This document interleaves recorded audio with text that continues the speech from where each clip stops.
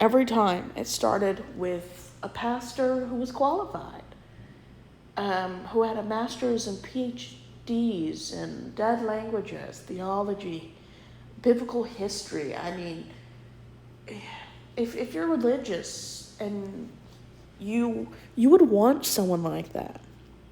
So a pastor who had all the qualifications, experience, decided they were retiring, moving, or got thrown out for having porn that wasn't theirs on their computer,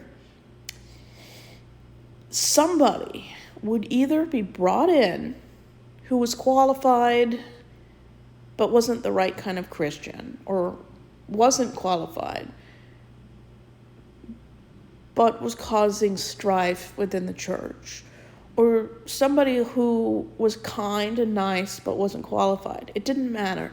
The second a qualified man was leaving and gave his notice, every single time, the church either fractured, split, warred among itself, tore itself apart, or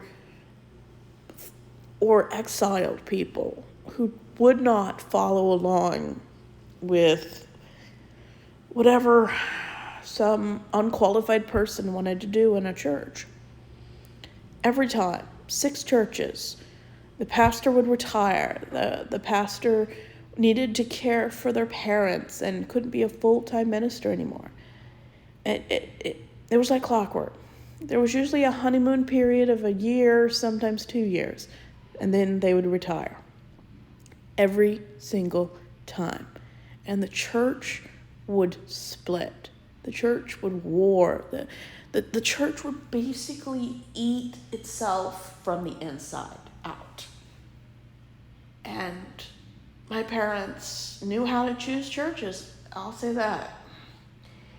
And every single time, instead of leaving a toxic or an unproductive or an unhealthy church, they would stay so long trying to endure.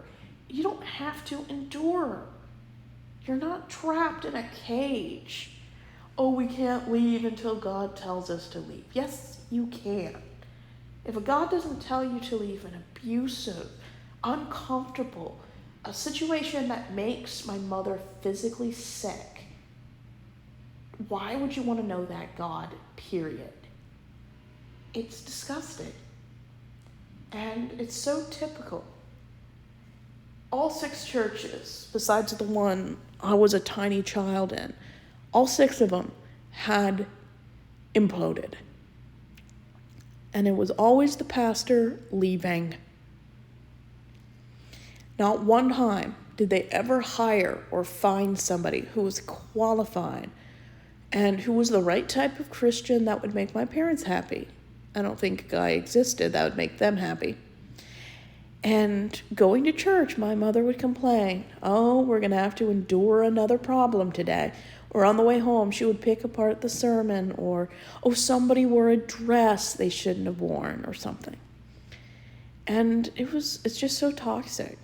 Maybe that's why my mother liked it, because she was as toxic as the environment. Who knows? And once I got to be about 19 in 2013, I kind of got the idea that this is how churches function. No matter how good it is, no matter what goes on, all you need is a resignation and it would kill itself. And I don't ever want to go back to church. And now that I'm an atheist, I don't have to. I mean, church for an atheist is like a butcher is to a vegan. You don't need it. It has nothing to do with my life anymore.